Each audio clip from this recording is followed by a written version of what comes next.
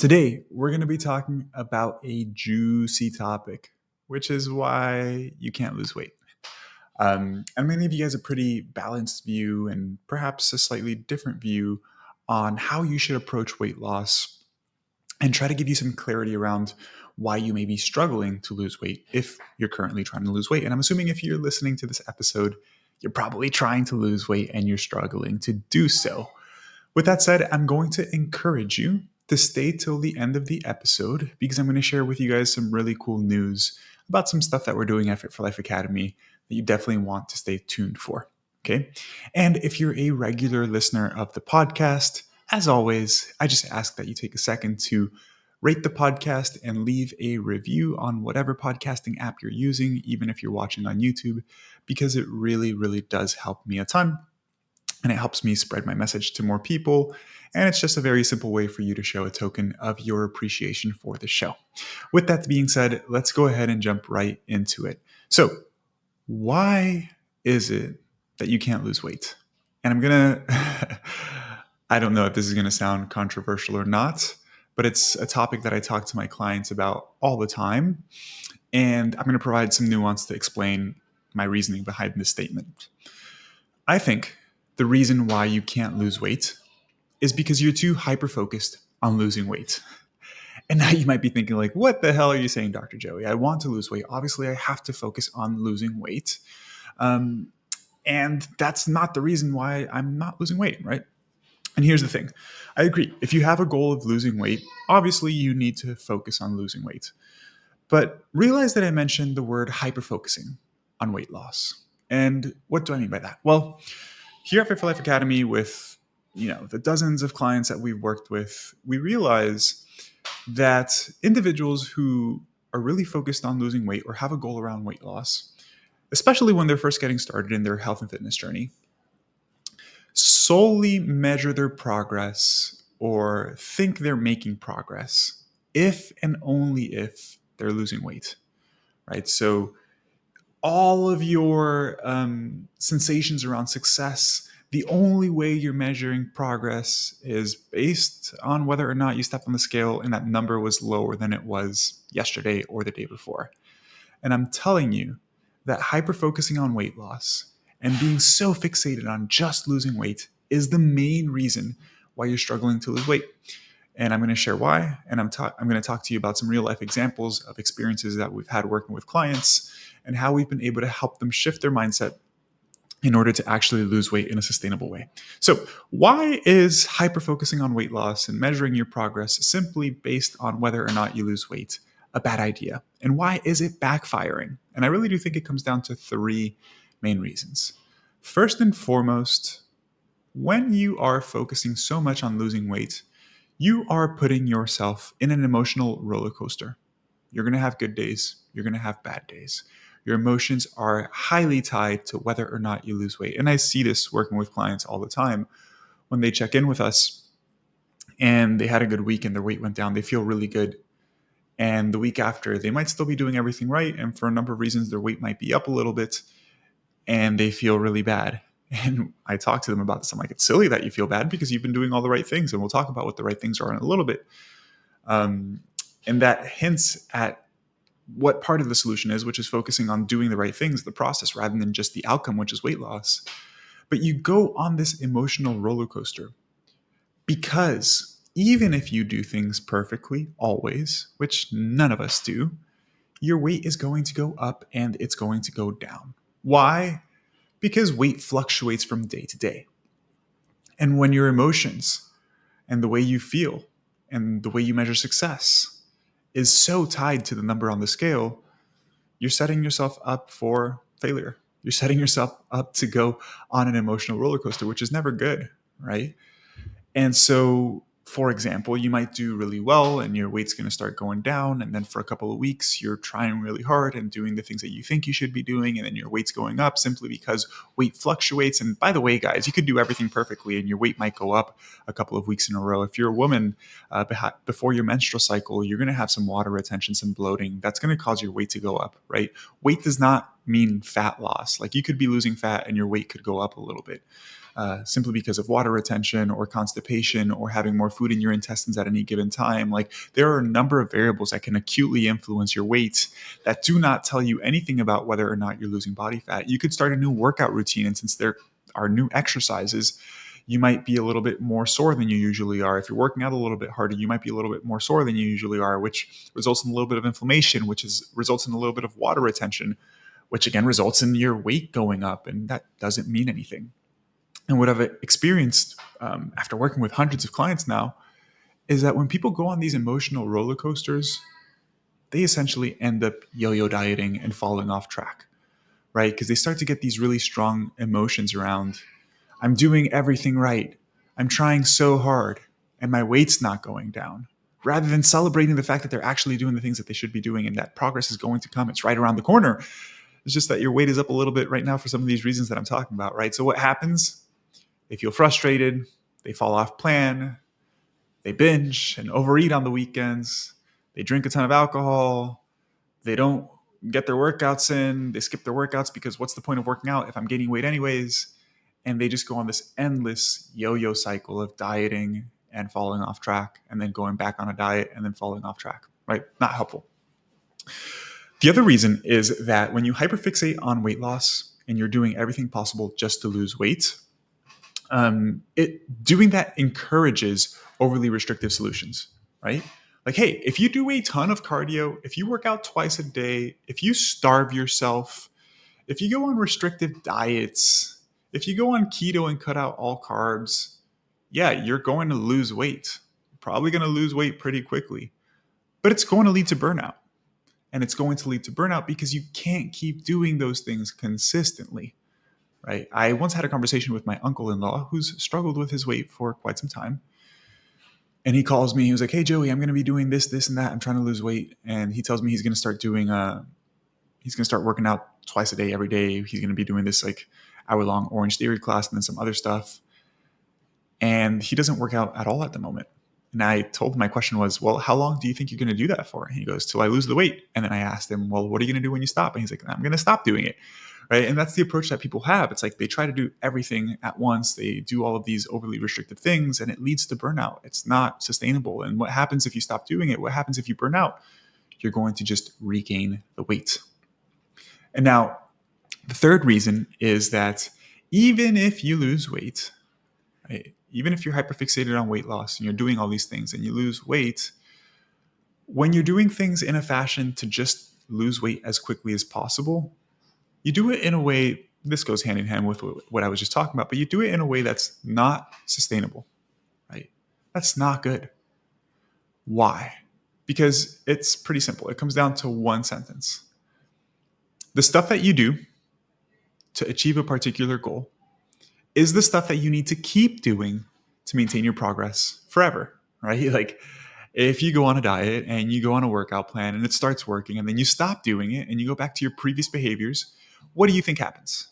You think you just keep the weight off? No, you regain the weight, right? Maybe slowly, but you get back to square one. And so the goal is not to do whatever you need to do to lose weight. The goal is to develop a lifestyle that is sustainable for you, that you can keep doing for the rest of your life. This means focusing on changing your habits and your behaviors, finding an exercise plan that you enjoy, because you need to keep doing it for the rest of your life, right? And when you do it that way, it's more enjoyable. Again, it's sustainable. It will contribute to improvements in health and weight loss. And then you can maintain that weight loss long term, which again is the goal. And so when we talk to clients here at Fit for Life Academy, we have a concept or a philosophy, I guess I should say, when it comes to achieving your goals. It's like, yes, we need to have objective goals, right? If somebody comes to me and they're like, I want to lose 20 pounds, I'm not going to tell them, don't focus on weight loss because that's not helpful. They have a goal of losing 20 pounds. So we do need to have objective goals, but we should not measure progress solely based off of whether or not we're making objective progress towards that goal, okay? We should be measuring our progress and we should putting all of our focus and effort towards the process, the things that you need to be doing every single day to actually make progress. And this is why I was saying earlier that sometimes people are doing all the right things and they see their weight go up and they freak out, which is silly because they should be celebrating the fact that they're sticking to a solid plan and that progress will come right around the corner. That's essentially what leads to long-term success, guys. Focus on the process, right? What is the process? Developing a healthy diet, focusing on building muscle, having a healthy lifestyle, making sure you are sleeping sufficiently, making sure you're limiting alcohol consumption, because these things will result in weight loss and improvements in health. But these are the things essentially that you need to be executing on regularly to actually see sustainable progress. And if you are doing these things consistently, don't worry if your weight goes up a week or two in a row. Don't feel bad if your weight goes up, because it's going to happen. It's going to happen. I'm telling you right now, if you're in a weight loss phase for 4, 6, 9 months, there are going to be weeks where your weight goes up even if you do everything correctly. And you need to trust the process and stay the course, right? And now the opposite is also true, like where people are on this emotional roller coaster because they're not losing weight, but they're putting zero effort into the process. They're not actually doing the things that they should be doing. And when you don't do the things that you should be doing, yeah, it's obvious that you're not going to make progress. Hey guys, some of you may not know that I'm the scientific advisor for a supplement company called Outwork Nutrition. I help with the formulation of new products to help ensure that they're effective and backed by science. Unlike many other supplement companies out there, we don't rely on exaggerated claims or flashy marketing tactics. Instead, we let the science speak for itself. We take pride in formulating products that deliver real results, helping you achieve your fitness goals in a meaningful way. If you're in the market for supplements like protein powder, pre-workout, or recovery products, make sure to check us out at outworknutrition.com. And as a thank you for being an avid listener of this podcast, use code Joey for an exclusive discount at checkout. You can find the link to our website down in the description of this podcast episode. Remember, our goal is to empower you with science-backed supplements that truly make a difference. Choose Outwork Nutrition and elevate your fitness to new heights. And now I don't want to take a ton of time in this episode to talk about the specific things that you should be doing, like giving you specific nutritional recommendations and exercise plan and lifestyle, because I've talked about those things extensively in other episodes. I've talked about like what your nutrition needs to look like in order to lose weight. I've talked about what your training plan should look like. I have so many episodes on training. I've talked about the importance of lifestyle, who you surround yourself with, your environment. I recommend you guys go listen to those. I will give you a couple of pointers here for those of you guys that just want a quick refresher or a couple of things to focus on. But I want to share some stories about experiences that I've had working with clients and how this shift in their mindset has been able to essentially remove a lot of pressure from focusing so much on the scale. And as a result, like losing weight when we're not focusing on weight loss at all. So when it comes to having a solid plan, first and foremost, your exercise should be focused around building muscle. Because if you've never focused on resistance training, if you don't have much muscle, you probably have pretty low energy expenditure. You're probably not really that strong. And so working on getting stronger, building muscle is going to be incredibly helpful for fat loss and improving a leaner and developing a leaner physique, I should say. And it's also going to increase your metabolic rate. You're going to burn more calories at rest. You're going to be burning more calories when you do activities of daily living. And so having more muscle makes it easier for you to stay lean. So don't do exercise with an emphasis on just trying to burn calories and doing a ton of cardio. It's not that helpful. I'd rather you focus your exercise routine around building muscle. When it comes to nutrition, don't go on crazy diets. Don't go on any sort of fad diets. Any diet that has a name, avoid it. Avoid it like the plague. What I recommend is focusing on healthy nutritional behaviors. It's simple. Focus on consuming mostly minimally processed foods. If I were to tell you to do one thing, it's that. Have a regular meal schedule. Focus on consuming enough protein and fiber at each meal. Have 4 or 5 servings of fruits and veggies every day. Those are the main things, guys. And then enjoy your diet. You don't have to cut things out altogether. Like you can have a slice of pizza here and there.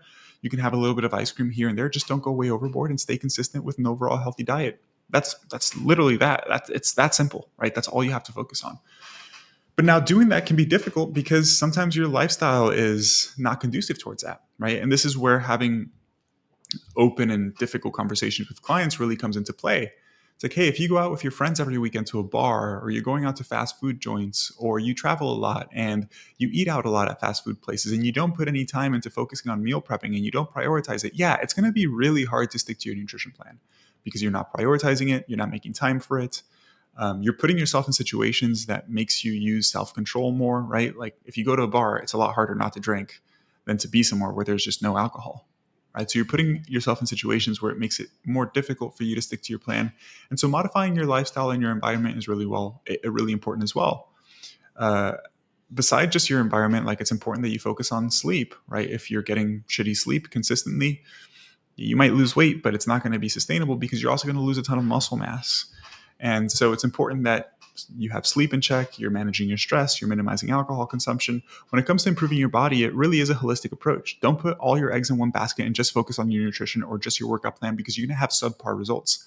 Put a little bit of effort into all of these areas and slowly improve all of these areas, because they all matter to help you lose body fat and improve your body composition. And again, focus on the process. So now that we've gotten a lot about some of the theoretical stuff out of the way, let me talk to you about some experiences that I've had working with specific clients. Okay. One of my clients, actually two of my clients I can think of are two women who have really been struggling to lose weight for quite some time. One in particular is postmenopausal. She comes from a background of doing a ton of cardio, literally a ton of cardio, and eating 1,200 calories and restricting herself. And she never found it sustainable. And she would just regain weight. And she came to me frustrated. And she came to me with the goal of losing weight. And I told her, listen, we're not going to do much cardio. We're going to have a daily step goal. You can do a little bit of cardio if you enjoy it, but we're really going to focus on lifting and building muscle, because I think this is a better approach. At the time, like I mentioned, she was still really focused on losing weight. That was her main goal. But she had a really hard time sticking to her calorie targets and sticking to her nutrition plan. On the weekends, she was drinking alcohol with her family and going to different situations, different places, I should say, where there was alcohol present, which made it more difficult for her to say no to things. And it took some time. We had conversations about these things. I asked her to really think about what her priorities are. And if her health is a priority, then limiting alcohol should be something that she works toward. And sometimes eliminating some of these behaviors is difficult, because you're like, man, I'm at this place. I want to have some alcohol. I want to have some fun. Why can't I just do this? Everybody else is doing it. But then you realize that it's counterintuitive towards your goals. And that's frustrating, because you have some drinks, or maybe you eat a little bit more food than you said you would, or you have some foods that you said you weren't going to do, or you skip a workout simply because you want to partake in particular situations, but then you get frustrated that you're not making progress to your goals. And that's what we call cognitive dissonance, right? Wanting something or wanting to achieve something, but your actions don't align with the thing that you want to achieve. And so we had a conversation, and I was like, listen, what's most important to you? And she's like, my health. I'm like, then I need you to remind yourself about, like, not drinking alcohol is not taking the intent of not drinking alcohol is not to remove fun from your life, right? Because when you think about it that way, if you're like, man, if I don't drink this, I'm not having fun. Yeah, that's not a positive way of looking at it, right? I told her, and this is the same sort of viewpoint that I have on this. It's like, I choose not to drink. Why? Because although alcohol might be giving me some like immediate relief and fun at the moment, it has an overall negative impact on my quality of life and happiness, right? So I choose not to drink in some situations for that reason. I choose not to have a ton of fast food, even though other people may be doing it, because of the same reasons, right? So it's reminding yourself that doing these things consistently may give you some like immediate happiness or enjoyment, but in the grand scheme of things, it's adding stress to your life. It's making you feel frustrated, and it's not enriching your life in any way. When you come to that realization, you do start to see that when you don't drink, or hey, you do prepare healthy meals, you feel way better. You're happier overall. You're not frustrated. It really encourages those healthy behaviors. Nonetheless, going back to the client that I was working with, she was getting really frustrated that she couldn't lose weight, and she was tracking her calories and she couldn't stick to them, and she was quote unquote cheating on her diet, even though I don't like that term. And I told her, hey, I want you to trust me here. Let's stop focusing on weight loss. We're not going to focus on weight loss anymore. I don't want you to track your calories. Let's just focus on healthy behaviors. I want you to get your workouts in. I want you to hit your steps. I want you to eat this much protein. I want you to eat this many servings of fruits and veggies. Let's put together an eating schedule. Let's talk about when you're going to meal prep. And I don't want you to track a single calorie, and I don't want you to focus on your weight. I want you to focus on these things every single day. And by no means do I expect her to be perfect, right? But I want her to be consistent with these things 85 to 90% of the time. And it took some time to shift her mindset, but she trusted me along the way and she started focusing on those things. And the funny thing is that a couple months later, she's down like 5 to 8 pounds. And I asked her and I was like, how have we been able to lose weight if you haven't been tracking your calories and focusing on weight loss? And she was like, oh, because it's been so much more refreshing to focus on the healthy behaviors and focus on the process and focus on doing the things that I should be doing to be the healthiest me possible. And the healthiest her possible was somebody who lost a little bit of body fat as a byproduct of focusing on the healthy behaviors. And I've experienced this so many times with clients, guys. It really does help. Now, it's hard to do these things on your own if you don't have somebody to talk to about these things and guide you.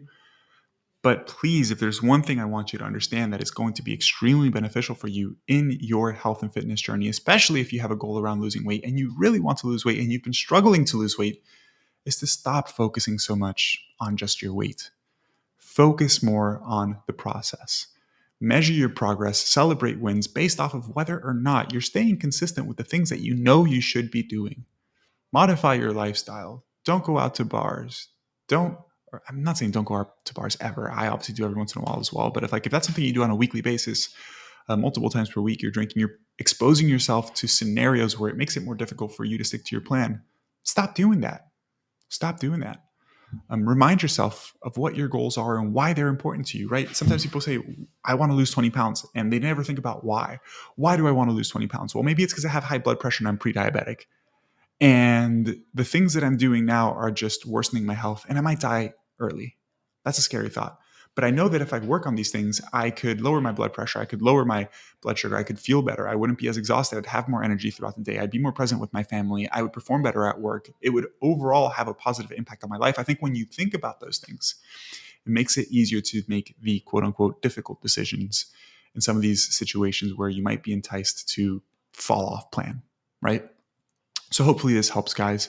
And by the way, the exciting news I wanted to share with you, this podcast is going live. What is it? Well, you might be listening after, but it's going live on the 23rd of September, right?